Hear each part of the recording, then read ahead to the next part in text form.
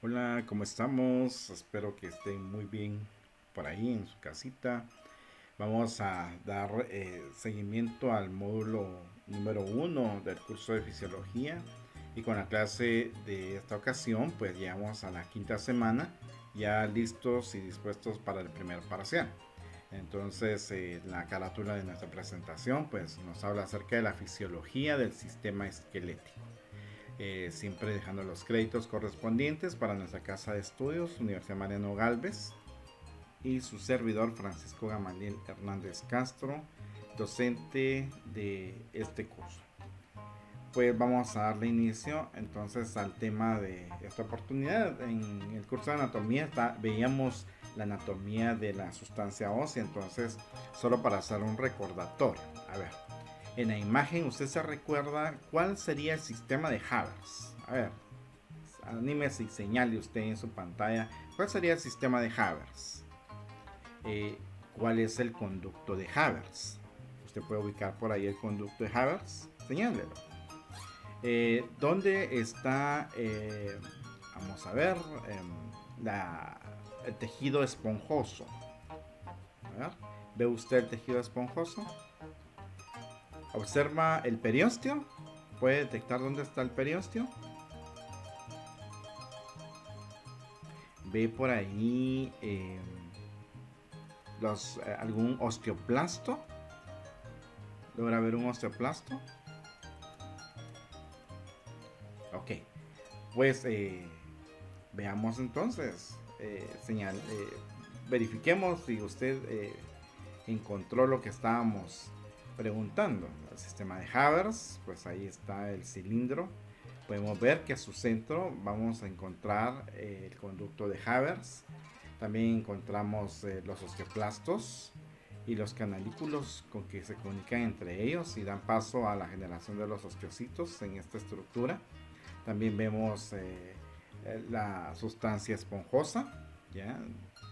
Donde se ve bien las trabéculas. Podemos ver también la irrigación, tanto arterial como venosa, al igual que la inervación, puede ver usted por ahí. Ve también parte de los vasos linfáticos. Podemos observar igual el periósteo, que es la membrana que recubre a, al hueso. Vemos el agujero nutricio también, podemos observar el agujero nutricio, ¿ya?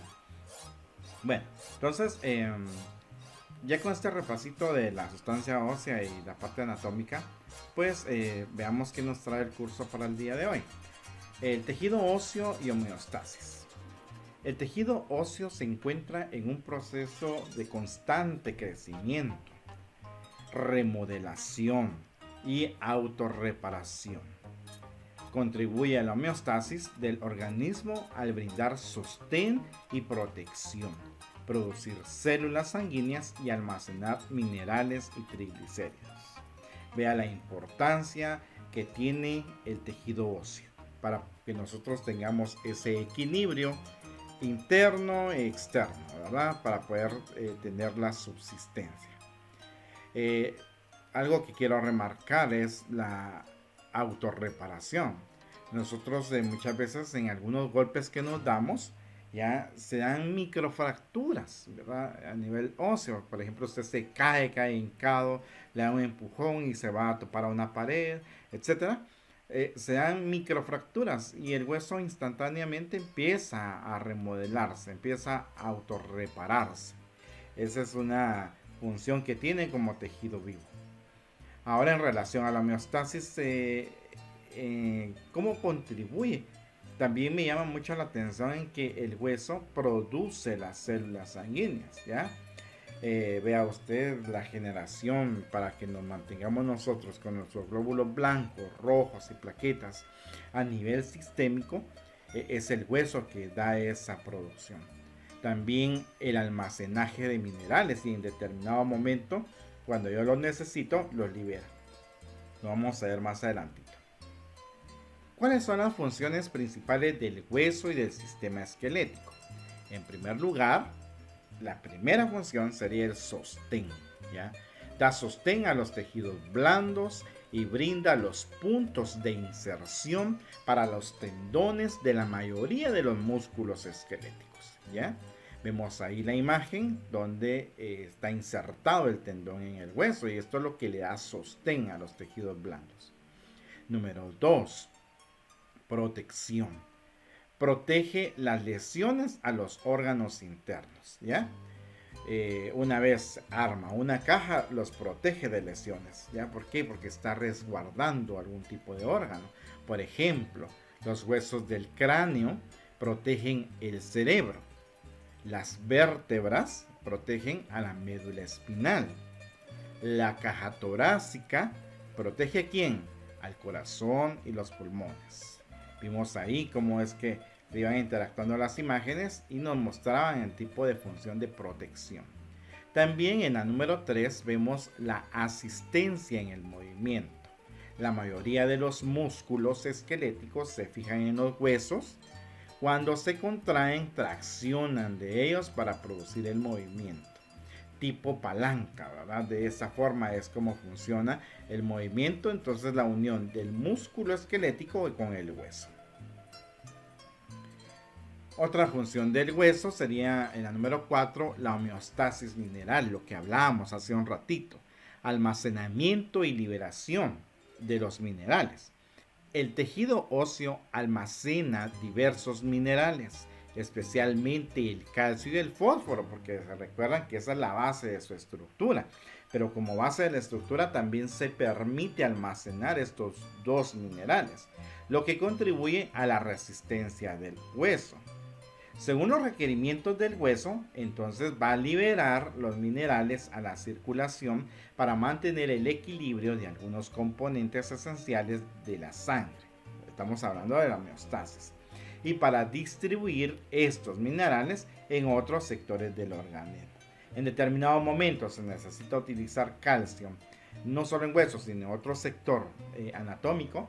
Los huesos lo liberan y van a asistir con esa liberación de la carga de mineral, el mineral específico, va a contribuir a las acciones que tenga la otra área anatómica.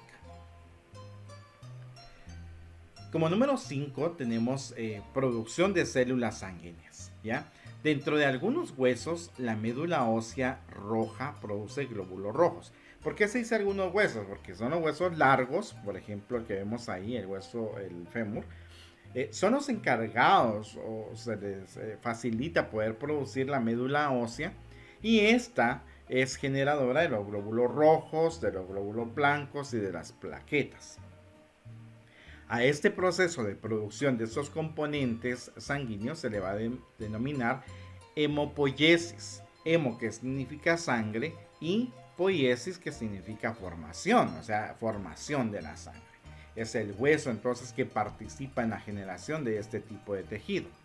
La médula ósea roja consta de células sanguíneas en desarrollo, adipocitos, fibroblastos y macrófagos, que están inmersos en un tejido de sostén, o sea, en el estroma, formado por fibras reticulares. Vea usted, esta función es bien compleja del hueso, pero que nos ayuda a mantener ese equilibrio.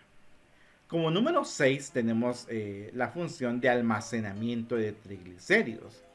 Cuando hablamos de triglicéridos, relacionamos con la función número 5, ¿ya? Desarrolla adipocitos. Y cuando hablamos de adipocitos, estamos hablando de grasas. Y es ahí donde tenemos la relación con la función número 5. Dice que la médula ósea amarilla está constituida principalmente por adipocitos, en los que se almacenan triglicéridos. Dichos adipocitos constituyen una posible fuente de energía química. Recuérdense que la grasa, al ser almacenada, ya se convierten en fuentes de energía. Entonces, en el hueso, que hay médula amarilla, médula ósea amarilla, allí hay grasa también. ¿Y a quién se almacena ahí? A los triglicéridos, que son parte de la función de la energía. Irrigación e inervación del hueso. El hueso está profusamente irrigado. Irrigación e inervación del hueso. El hueso está profusamente irrigado. ¿ya? Las arterias periósticas acompañadas de nervios ingresan a la diáfisis a través de múltiples canales perforantes.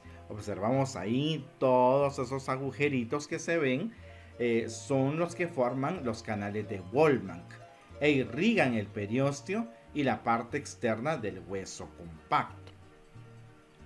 Cerca del centro de la diáfisis, una gran arteria nutricia atraviesa un orificio de hueso compacto denominado agujero nutricio. Lo estamos observando en ese momento porque es un agujero considerable en tamaño a esa estructura anatómica. Al entrar a la cavidad medular, la arteria nutricia se divide en las ramas proximal y distal que se dirigen hacia cada extremo del hueso. Estas ramas irrigan tanto la parte interna del tejido óseo compacto de la diáfisis como el tejido óseo esponjoso y la médula ósea roja. Entonces observamos ahí en la imagen toda esa ramificación que se da por medio de la arteria y de la vena, ¿ya? Y que van a irrigar toda esta parte interna y de la médula del hueso. Seguimos con el tema de inervación del hueso. Dice que el periósteo, recuerda que es la membrana que recubre el hueso, ahí la vemos, está inervado por abundantes nervios, abundantes nervios sensitivos, algunos de los cuales transmiten sensación de dolor.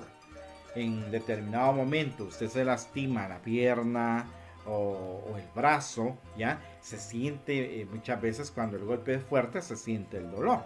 ¿Por qué? Porque como está inervado por abundantes nervios, o sea, es el estímulo que llega hacia las neuronas ubicadas en este sector y comunica ese dolor al cerebro. Estos nervios son especialmente sensibles, oiga bien, al estiramiento o a la tensión, lo que explica el intenso dolor originado por una fractura o por un tumor óseo. Si una persona empieza a padecer de un tumor óseo, vemos que el hueso se empieza a extender. Esa extensión de hueso obviamente hace que el periósteo también se extienda y origine dolor. En una fractura, más si es expuesta, hay rompimiento de la membrana que recubre al hueso, o sea, del periósteo, y está haciendo que está bien inervada, el dolor va a ser intenso. Por la misma razón, la punción o biopsia de la médula ósea puede causar dolor, y sí causa mucho dolor, porque les mencionaba en una clase anterior que el examen de la médula ósea, vemos ahí el aparatito con que lo hacen, la aguja de médula ósea, y esa la insertan en el glúteo hasta llegar al centro del hueso coxal para tomar una buena muestra de médula ósea. Ese provoca un dolor bastante intenso. Formación del hueso.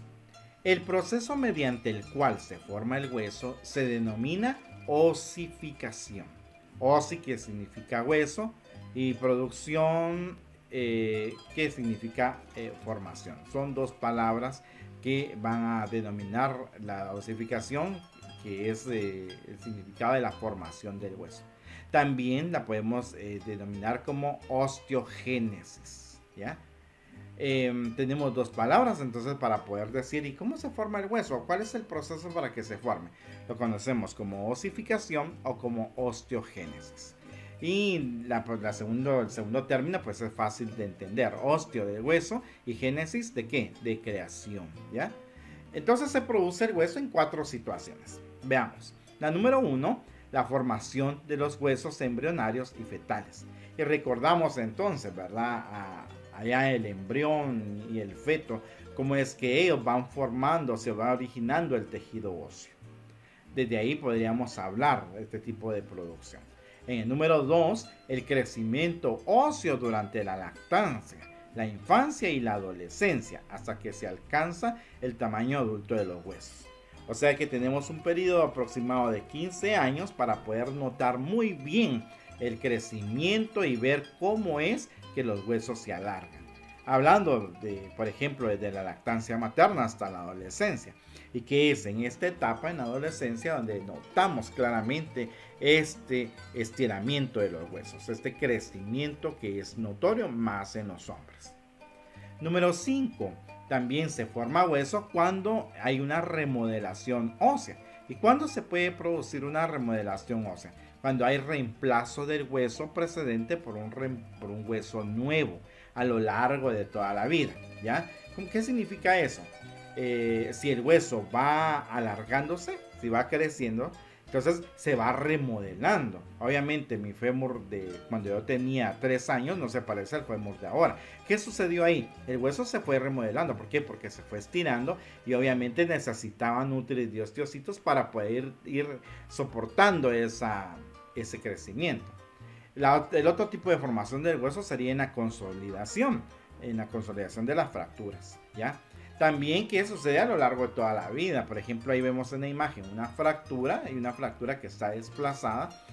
Ese hueso tendríamos entonces que traccionarlo, dejarlo alineado para que por sí solo empezara la consolidación, empezase la formación del hueso a ese nivel, que vamos a ver con qué otro nombre lo conocemos.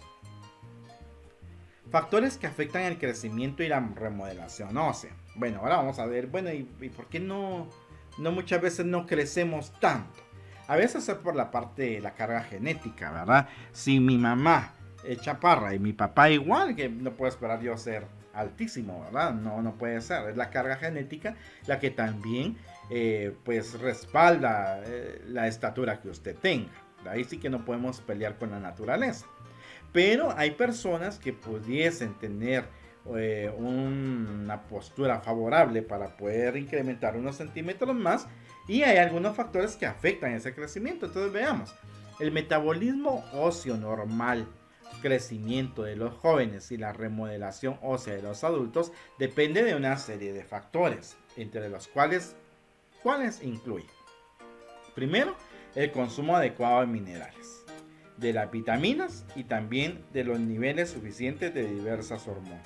Cuando tenemos una mala alimentación, por ejemplo, solo comemos comida chatarra, y los jóvenes hoy en la actualidad pues consumen bebidas carbonatadas, risitos, dulces, galletas y ese estilo de vida, entonces muy difícil va a ser que esté dando el aporte necesario de minerales para poder apoyar el crecimiento del hueso. No hablemos más de las vitaminas también. Las verduras, que incluyen muchas vitaminas, pues no son muy amigas de los jóvenes. Necesitamos una buena alimentación para poder cubrir esta parte vitamínica. Y en relación a las hormonas, pues también se requiere de que haya una buena producción o un buen nivel de hormonas que estén bien estimuladas para también afectar el crecimiento del hueso y que se pueda dar pues de una forma normal. Bueno, los minerales, hablemos de ellos. Los minerales durante el periodo de crecimiento de los huesos se necesitan a grandes cantidades de calcio y fósforo, y en menor proporción magnesio, flúor y manganeso.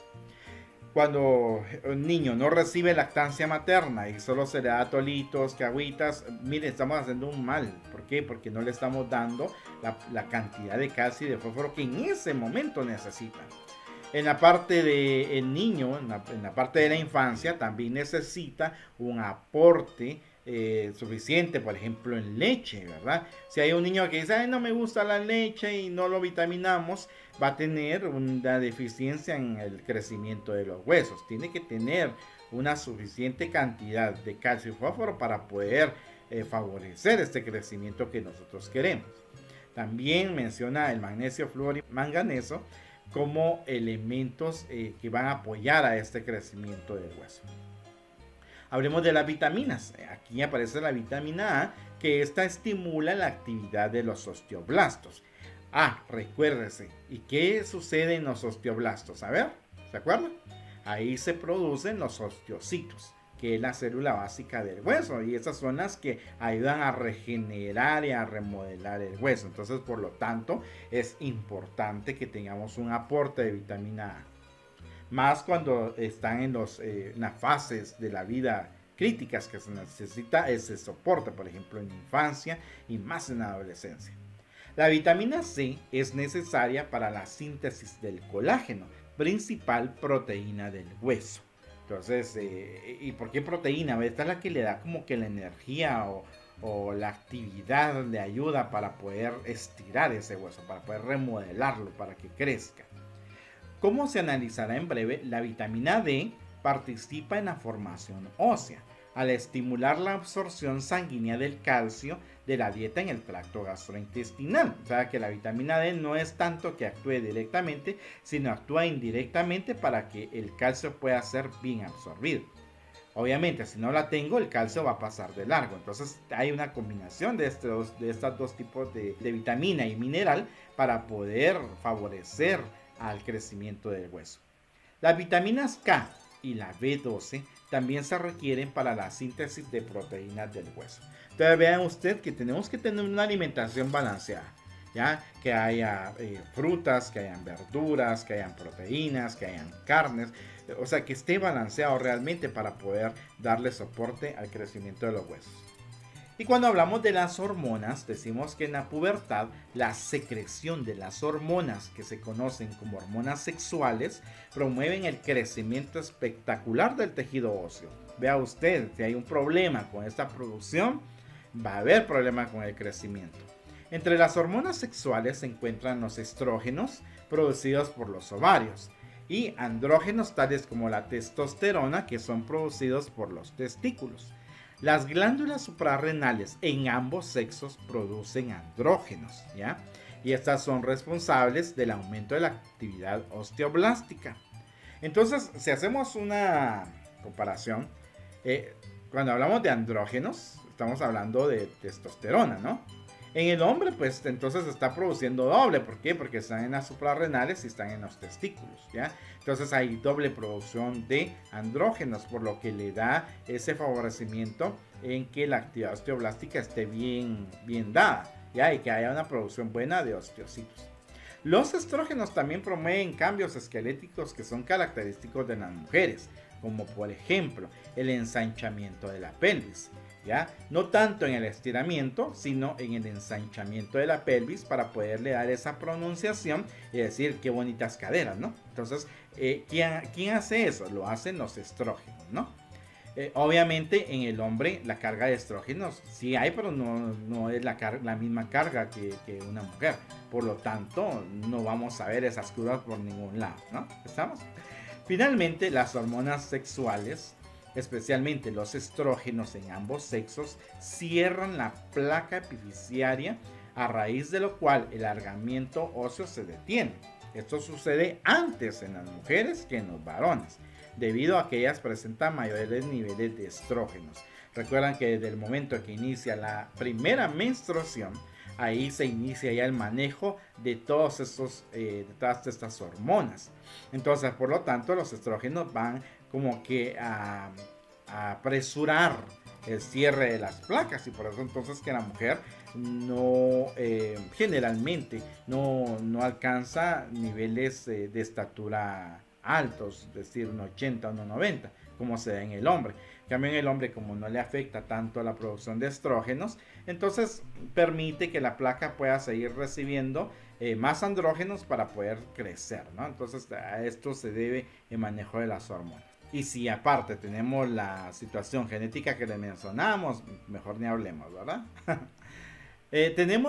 Vamos a hablar de las fracturas y consolidación ósea. Una fractura, ¿qué es? Es la ruptura de un hueso. Las fracturas se clasifican según su gravedad, su forma o la localización de su trazo, ¿ya? Vamos a ver en otras imágenes cómo es que vamos a clasificarlas. En algunos casos un hueso puede fracturarse sin que se aprecie ninguna rotura, ¿ya? Una fractura por estrés consiste en una serie de fracturas microscópicas que se presentan sin signos de alguna otra lesión tisular, ¿ya? Estamos muy estresados, nuestros huesos se tensan y en determinado momento pueden haber fracturas, pero microscópicas, ¿verdad? No es que de repente, puchica, se me fracturó el fémur, ¿va? Por estrés, no puede ser así, pero sí pueden haber microfracturas, que es lo que yo les mencionaba, ¿verdad? Que también se puede dar en algún tipo de lesión que fue mínima, pero sí hubo lesión en el hueso, entonces el hueso tiene la capacidad de autorremodelarse. Veamos aquí los tipos de fracturas y vamos a ir viendo una por una. La primera fractura que aparece es la fractura transversa. Y ve usted, ¿por qué se le llama transversa? Porque es cruzada, divide el hueso en dos. Tenemos ahora la fractura lineal. La fractura lineal es la que se da en el hueso, ¿ya? Y forma una línea, pero no rompe totalmente el hueso. Tenemos la fractura oblicua no desplazada, que usted puede observar ahí, que no rompe completamente el hueso. Pero a la par tenemos la oblicua, la fractura oblicua desplazada, que esta sí secciona totalmente el hueso y muchas veces no es expuesta, que este tipo de fractura en forma interna, pero cuando el golpe o el traumatismo es bastante violento, el hueso puede romper el tejido muscular y hasta llegar a la epidermis y salir de la estructura. Entonces ya la catalogamos como una fractura expuesta. Generalmente las oblicuas que forman este tipo de como de punta son las que pues facilitan el rompimiento de los otros tejidos. Tenemos la fractura espiral. Obviamente por la forma que vemos ahí, la fractura tal vez no rompe totalmente el hueso o no se desplaza por el tipo de fractura espiral, pero sí está la lesión. Tenemos la siguiente, que es la fractura de tallo verde, que generalmente, si usted se da cuenta ahí, solo es un golpe que se da, es como una rajadura, podríamos decir, ¿verdad? Que se da en el hueso. Esta es muy común también en los niños. Tenemos también la fractura conminuta, y si usted se da cuenta ahí, aquí sí hay sección del hueso. Lo que pasa es que la fractura fue como de aplastamiento, ¿no? Entonces estalló el hueso y quedaron varios huesecillos ahí, que ahí está la fractura. Que si la dejamos ahí, hacemos una buena tracción y una buena inmovilización, pues el hueso fácilmente puede pegar. ¿Por qué? Porque los osteocitos empiezan a remodelar esa área. Entonces, estos son los tipos de fractura. También vamos a hablar de los tipos de fractura a nivel de la cabeza femoral. Y vamos a ver, para poder ubicar este hueso, aquí aparece el fémur, ¿ya? Y el fémur pues está colocado o se inserta en el acetábulo en la parte de la pelvis, ¿ya? Pero ahora regresamos entonces al tipo de fractura de la cabeza femoral. ¿Cómo puede presentarse cuando una persona se lesiona la cadera? La primera, pues vamos a ver que son fracturas extracapsulares. ¿Qué significa eso? Que no afecta la cabeza en sí, ¿ya? Entonces vemos la primera, la fractura subtrocanteria, ¿ya? O sea que está abajo de los trocánteres. Esas dos prominencias que usted ve ahí le llamamos trocánter. Entonces la fractura, la primera que estamos viendo, está abajo de esas prominencias y vamos a llamar una fractura subtrocantérica, ¿ya? La segunda dice, ya si usted mira, la fractura sube un poco más y está dada entre cada prominencia. Ahora la prominencia interna y la externa. Entonces, por lo tanto, estamos ahí hablando de una fractura intertrocanteria o intertrocantérica, ¿ya? Vamos a ver entonces que ahí se va lo que es la parte, siempre la parte superior del fémur. Cuando ya se da en la cápsula, ya se da en la cabeza, de la cabeza femoral, hablamos de una fractura intracapsular. Y en primer lugar vemos entonces la fractura transcervical o del cuello femoral.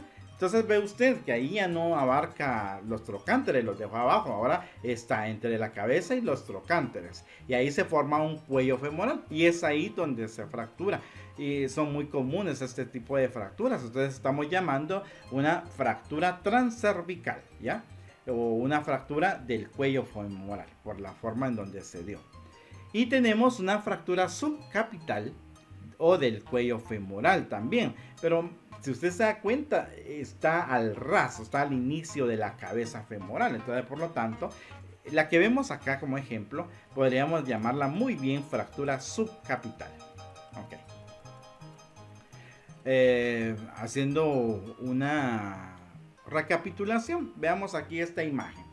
Siempre en los tipos de fractura, la primera imagen dice, se presenta un fémur normal, ¿ya? La segunda, hay una fractura transversal. Vea usted bien la imagen.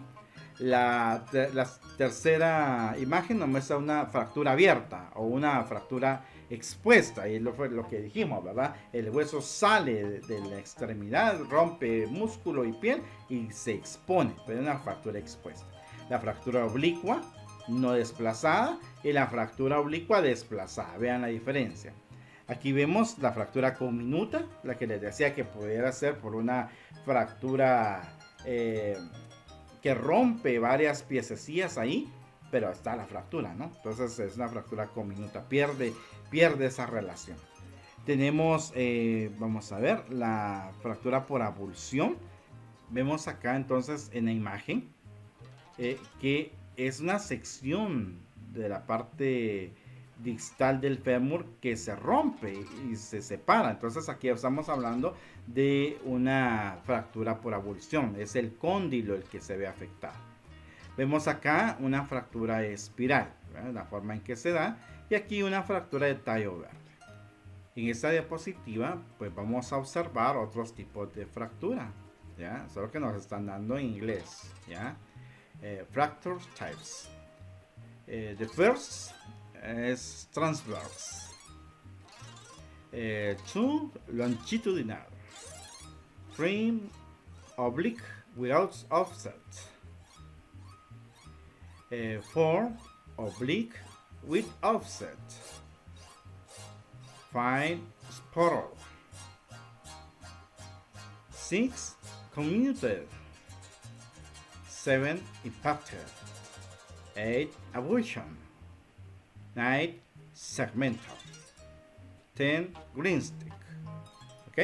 Ya habíamos visto estos tipos de fractura. La única que tal vez no habíamos visto en las imágenes anteriores puede ser esta, ¿no?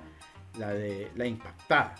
Si usted ve en la conminuta es como triturada. Entonces aquí se pareciera, lo único que aquí no es como que se fusionara, o sea, sí hay fractura, pero como que se metiera el hueso entre él mismo, ¿verdad? O sea, se impacta, ¿verdad?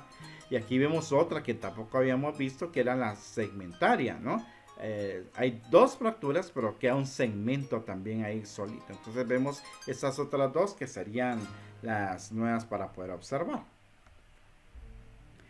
Por el lugar donde se encuentra la fractura, vamos a ver los tercios. Un hueso podemos dividirlo en tres partes. Y así es como nosotros vamos a ver cómo estamos, dónde está la fractura. Entonces veamos acá, tenemos por ejemplo una tibia. Entonces esta fractura que se está dando acá, que es una fractura oblicua, ¿ya? Está, vemos aquí, dividimos el hueso en tres y observamos que está en el tercio proximal, o sea que está lo más próximo al tronco. Entonces a eso le llamamos tercio proximal. El tercio que está en la parte media, ya podríamos llamarle un tercio, un medio, fractura oblicua de un tercio, un medio de tibia, ¿ya? ¿Por qué? Porque mire dónde está ubicado. Y la tercera fractura está más hasta allá abajo, casi yendo al tobillo. Entonces podríamos decirle que esta es una fractura del tercio distal de la tibia, ¿ya? Ahora veamos la otra imagen. Ya, por tercios, ya vimos que está tercio, ¿qué? Recuérdense, tercio proximal. La que sigue, tercio, un tercio y un medio. Y la última sería un tercio distal. Pero el tipo de fractura, ¿cuál es? Es una fractura transversa. Entonces podríamos llamarla. La primera, una fractura transversa de un tercio proximal de la tibia. La próxima sería una fractura transversa de un tercio o un medio de la tibia. Y la última podríamos decirle que es una fractura transversa de un tercio distal de la tibia. Entonces ahí le damos nombre al tipo de fractura que estamos observando. Luego de haber visto los tipos de fractura, o sea, la forma en cómo se le llaman según su segmento, pues ahora vamos a ver cómo se da la consolidación ósea. Y cuando estamos hablando de un consolidado, estamos hablando de la reparación y de la remodelación ósea. Por ser un tejido vivo, ya dijimos que se autorreparaba. Pero ¿cómo es que se da ese proceso? En primer lugar aparece la formación del hematoma fracturario. Oiga bien, la primera fase, formación del hematoma fracturario. Los vasos sanguíneos que atraviesan el trazo de la fractura obviamente se van a ver lesionados y estos presentan una extravasación sanguínea, o sea, como se rompen hay una hemorragia, ¿no? Entonces esta sangre ya generalmente se coagula, ya se coagula alrededor del trazo de la fractura. A esta acumulación de sangre, a esta sangre coagulada le vamos a llamar hematoma fracturario, que se le quede, hematoma fracturario. Las células óseas de la región se van a necrosar y en respuesta a ello, ¿qué va a producir? Va a producir un edema e inflamación. Vemos la imagen ahí claramente que se presenta un edema, una coloración muy específica, y si usted por ejemplo mira un pie que le llega así a la emergencia o al centro de salud donde usted se encuentre, no es, ¿será que ahí hay fractura? Va a pensar usted, no, tiene que asumir que hay fractura. ¿Por qué? Porque bien se ve notablemente la coagulación de sangre interna y que la inflamación y un poquito la deformación, ahí no vamos a estar moviendo o palpando tal vez para ver cómo está el nivel de fracturas, que si es que se siente, pero ahí lo más oportuno es sacar una radiografía y poder observar qué tipo de fractura está teniendo el paciente. Como paso número 2, después del hematoma, empieza a formarse un callo fibrocartilaginoso, y ahí lo vemos en la imagen. Vea usted que es esa masa blanquita que vemos allá. Los fibroblastos periósticos, oiga bien, que es otra de las células que están por ahí por el periósteo, invaden el foco fracturario, o sea, donde se da la fractura, el rompimiento, todos los fibroblastos acuden ahí, ¿no? Lo invaden y empiezan a producir fibras de colágeno, ¿ya? Además, células periósticas regionales se transforman en condroblastos y comienzan a producir fibrocartílago. Entonces estamos hablando, cuando hablamos de condro, hablamos de articulación, algo que nos lleva a pensar en articulación o fibras cartilaginosas, ¿no? Entonces eso es suave, no es hueso ya, pero sí empieza a formarse algo cartilaginoso, ¿ya? Estos fenómenos conllevan a la formación de un callo fibrocartilaginoso, o sea que va a ser blando, todavía no estamos hablando de hueso, que constituyen un puente entre los cabos óseos de la fractura. ¿Cómo así un puente? Se le llama puente porque va a permitir que los osteocitos empiecen a pasar por ahí y empiecen a darle forma a la remodelación que se necesita por el tipo de fractura que se está presentando. En la tercera fase hablamos de la formación del callo óseo. Ahora sí estamos hablando de un callo óseo. En las regiones cercanas al tejido óseo sano bien vascularizado, las células osteogénicas se transforman en osteoblastos, ¿ya? Y comienzan a producir trabéculas de hueso esponjoso, y ahí vemos en la imagen, ¿verdad? Donde estaba el callo cartilaginoso, ahí dio paso para que los osteocitos empezaran a caminar, pero estos se fueron produciendo, pues se fueron uniendo y empezaron a armar trabéculas de hueso, ¿ya? Y eso se parece como que fuera aquel hueso esponjoso, ¿no? Pero es así como da origen al callo óseo. Las trabéculas unen las partes vitales y las necrosadas de los fragmentos óseos originales, y con el tiempo el fibrocartílago se transforma en hueso esponjoso.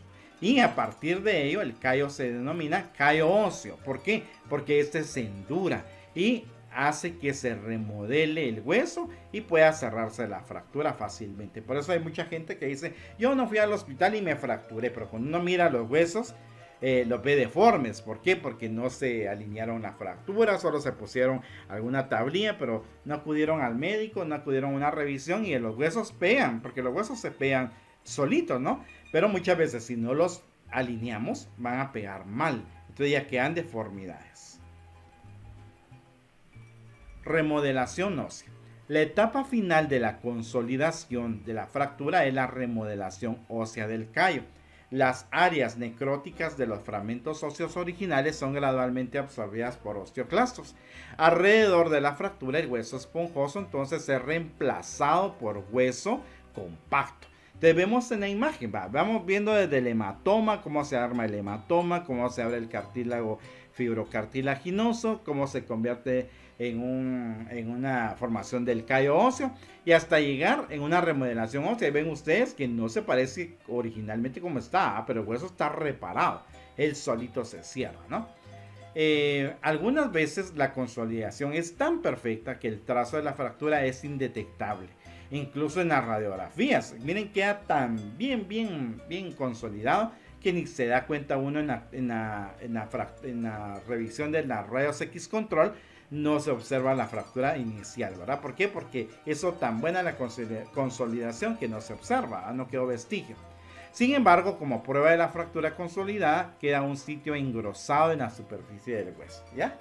Entonces, siempre va a quedar más de algo, pero hay unas que sí quedan muy perfectas. Entonces, veamos acá cómo es que se dio. En la inflamación, pues vemos la ruptura y presentación del hematoma, ¿no? El hematoma fracturario. Vemos cómo se rompió el hueso y por qué es que se dio el hematoma. En la segunda imagen vemos ya la formación del callo fibrocartilaginoso, ¿no? Ya eso se va colocando en un cartílago blando, ¿ya? Para empezar a servir como un puente para los osteocitos y que puedan empezar a trabajar en esa remodelación que se necesita. Vemos aquí en la osificación, en la tercera fase, osificación, o sería en el aparecimiento del callo óseo. El tejido fibrocartilaginoso empieza a endurecerse y ya se convierten en trabéculas, habíamos dicho, ¿no? Que van a ayudar a la formación ya prontamente para la cuarta fase, que sería la remodelación, que es el hueso en sí que cierra, ¿no? Ya no son trabéculas, sino ya es una sustancia compacta para poder remodelar totalmente el hueso. Bueno, hasta aquí llegamos con la clase del día de hoy, en lo que fue la fisiología del sistema óseo. Espero que hayamos aprendido bastante.